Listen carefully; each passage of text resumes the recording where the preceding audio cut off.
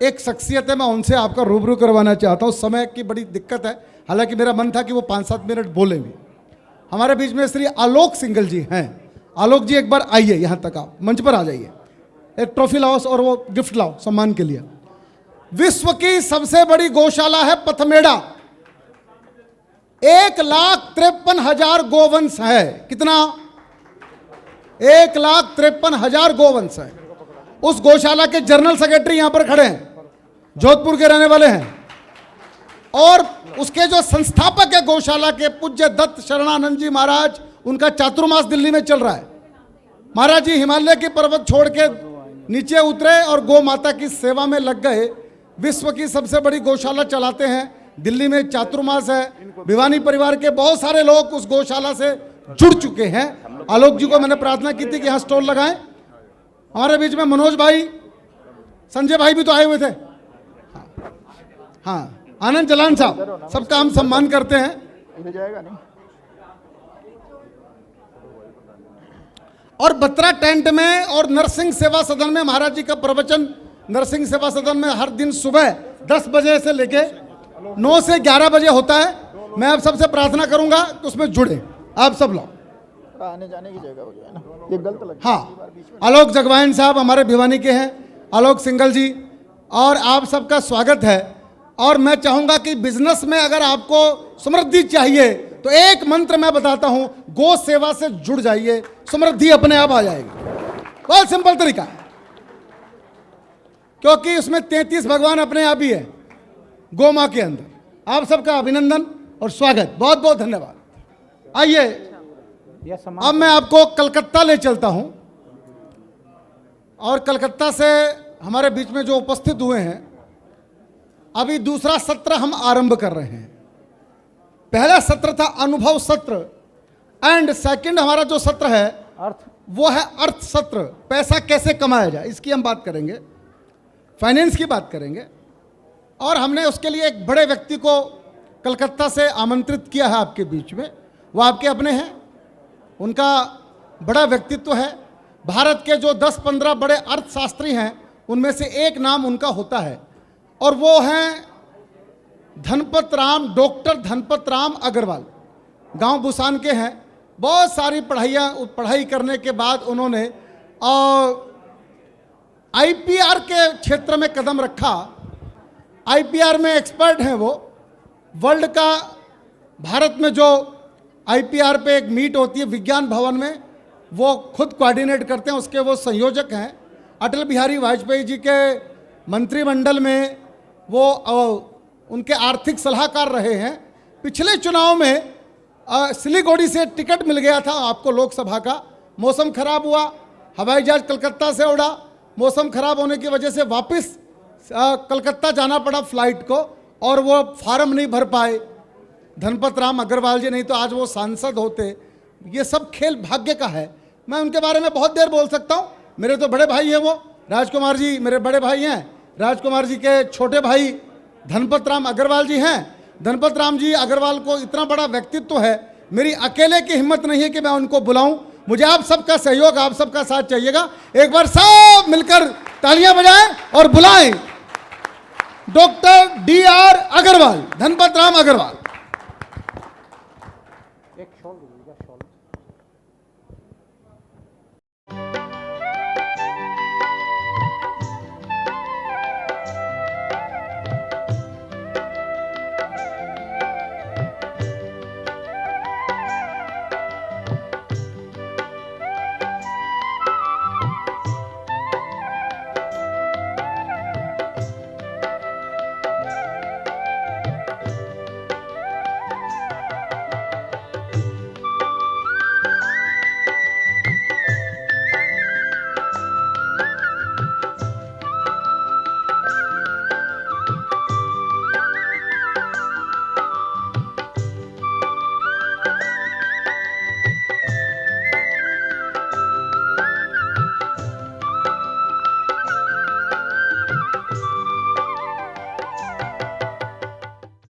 भिवानी मैत्री संघ द्वारा आयोजित आज के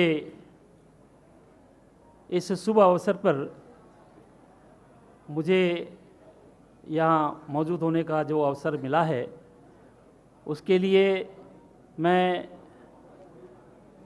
भिवानी मैत्री परिवार के प्रति अपना हृदय से आभार प्रकट करता हूँ। विशेष करके राजेश चेतन भाई जो इस पूरे परिवार के एक प्राण पुरुष हैं, उनके प्रति विशेष करके मैं, चूँकि वो अपने को मेरा छोटा भाई कहते हैं, उनके प्रति मेरी शुभेच्छा प्रकट करता हूँ ताकि यह परिवार दिन दिन और प्रेम और स्नेह के साथ पल्लवित होता रहे और राष्ट्र की सेवा में जुटता रहे। बंधुओं, आज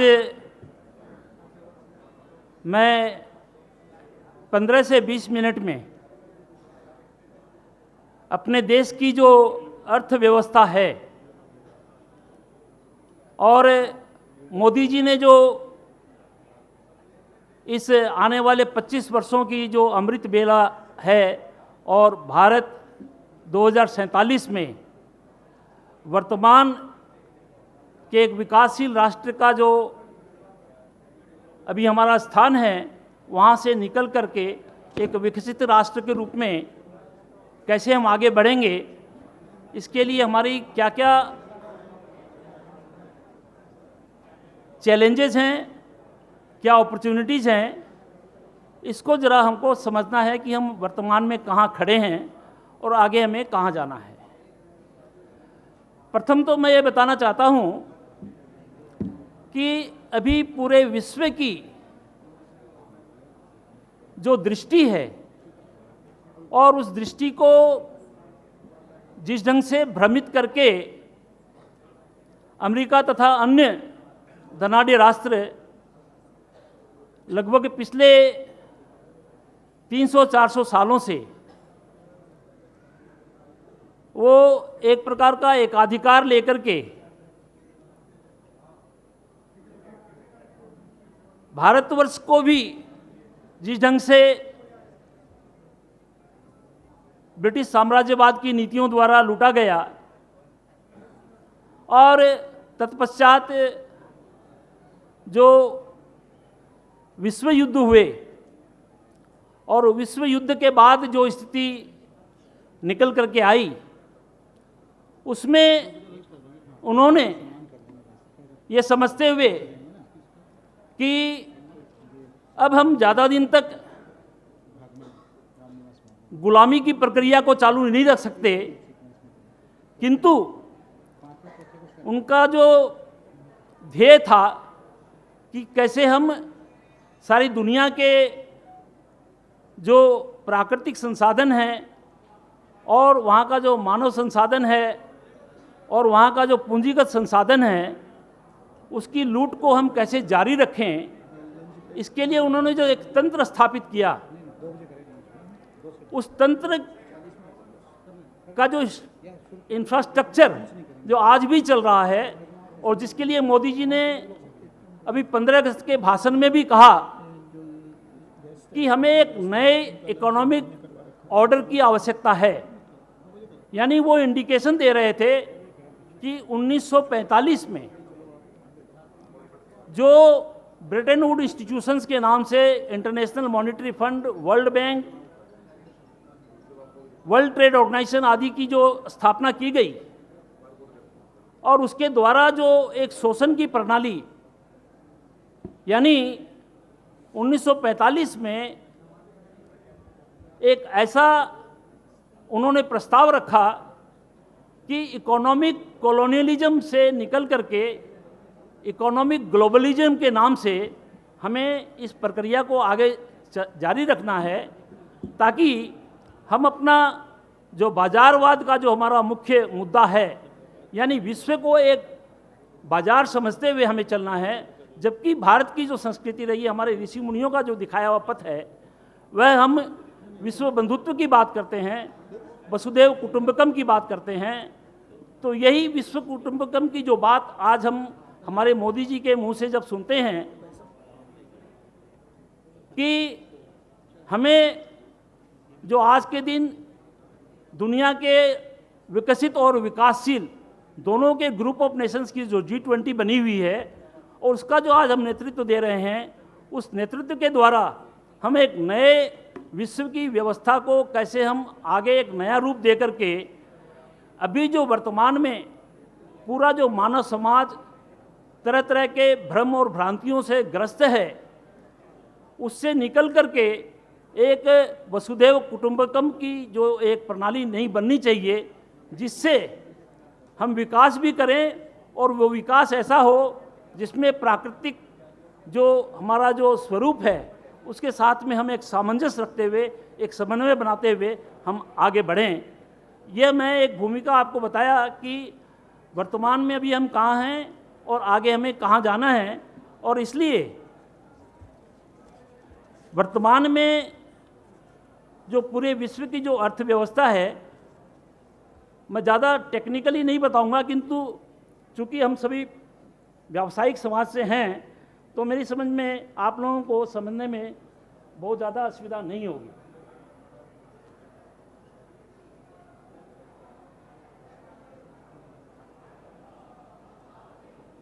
ये जो स्लाइड में दिखा रहा हूँ, विश्व के अंदर में भूमंडलीकरण जिसको हम ग्लोबलाइजेशन कहते हैं, इसकी जो नींव डाली गई वह 1492 में क्रिस्टोफर कोलंबस ने जब प्रथम बार कैरेबियन सी में जब पांव रखा, तो वो भारत की खोज के लिए निकले थे, किंतु उनका जो ध्येय था, जो उनका विचार था, वो ये था कि हम लूटपाट करके, जो भारत एक सोने की चिड़िया कहलाता था, उस तरह और बाकी जो देश इस तरह के थे, तो वहाँ पर जो है ये जो भूमंडलीकरण की जो प्रथम जो नींव रखी गई, उसका प्रथम दौर जो है वह 1492 से 1800 तक चला, जिसके अंदर में सिर्फ व्यापार के मार्फत से वो सब जगह पहुंचना चाह रहे थे। इस भूमंडलीकरण का जो दूसरा दौर चालू हुआ वह 1900 शताब्दी, जहां हम इंडस्ट्रियल रिवॉल्यूशन, एक औद्योगिक क्रांति के नाम से जानते हैं, वहां से आरंभ होकर के यह 1945 यानी द्वितीय विश्व युद्ध तक वो चला, जिसके अंदर में भारत से भी, जैसा बहुत सारी पुस्तकों में आज के दिन पाया जाता है कि हमारे देश से लगभग 45 ट्रिलियन डॉलर के संसाधनों की लूट उस पीरियड में हुई।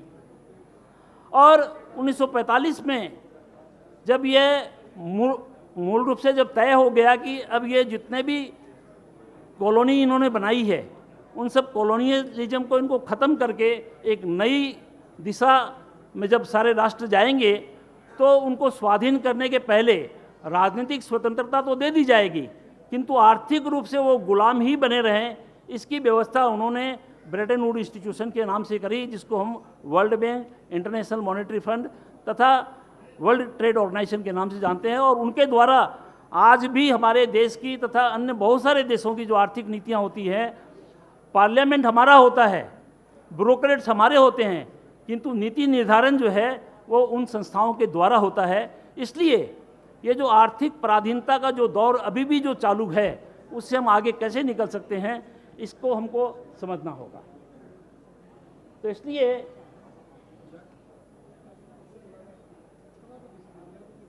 यह जो एक मैं तस्वीर आपको दिखा रहा हूँ, आंकड़े तो बहुत हैं, मैं उन आंकड़ों में डिटेल में नहीं ले जाऊंगा आपको। मेरी जो बात है उसको ज़रा आप सुनिए, मैं क्या बताना चाह रहा हूँ। अभी दुनिया की जो पॉपुलेशन है वह लगभग 800 करोड़ है, और उसके अंदर में हम सभी जानते हैं कि भारत की जो जनसंख्या है वो 140 करोड़ है।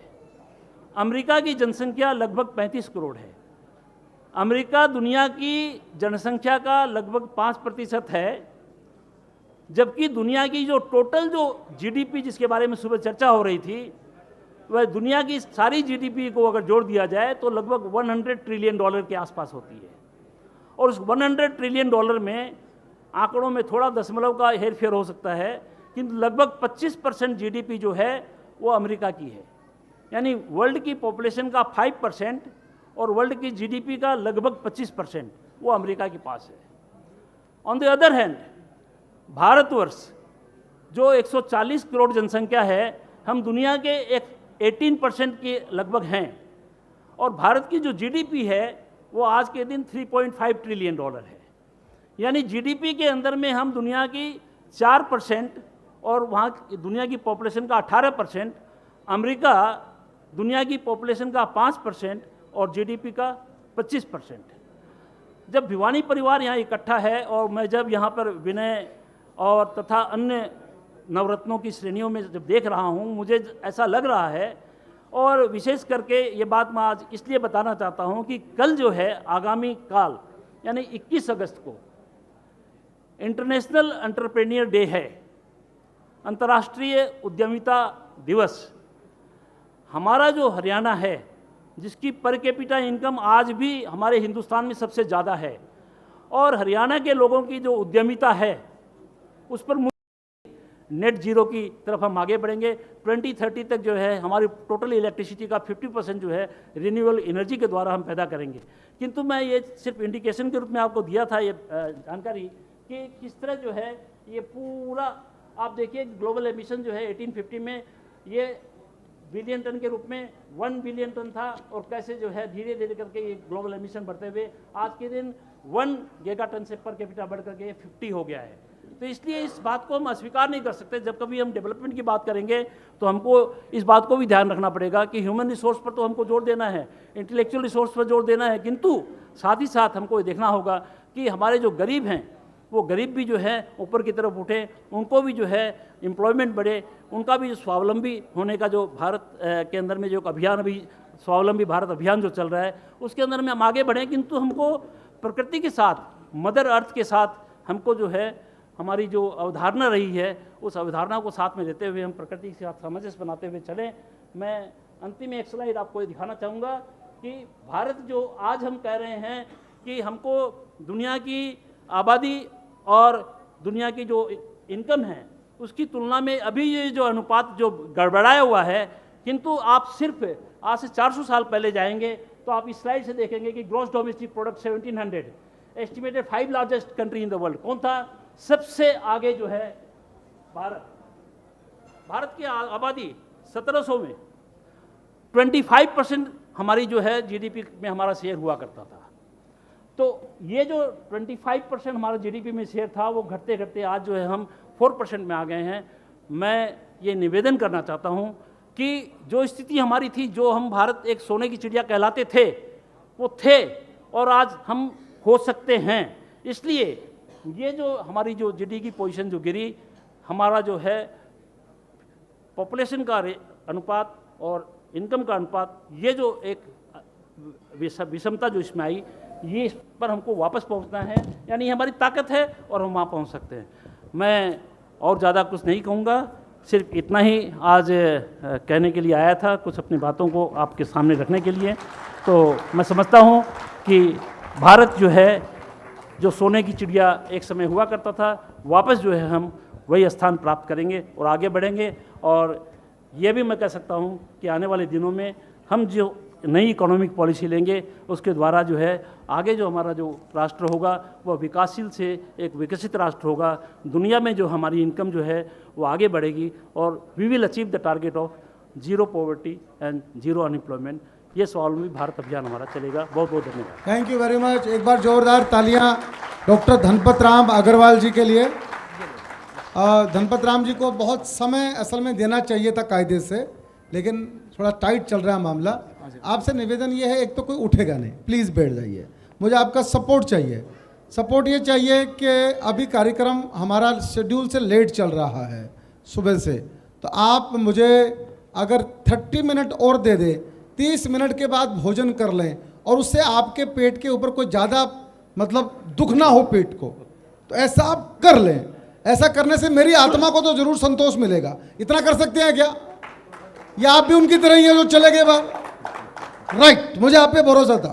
तो अभी हम 3 प्रेजेंटेशन और देखेंगे, इसके बाद हम भोजन एक साथ करेंगे। आदरणीय आप करो भाई, आ जाओ मनीष जी। तो स्वागत के लिए भाई सुरेश गुप्ता जी भी आ जाएं। आ जाइए भाई साहब, आए भाई साहब, आइए।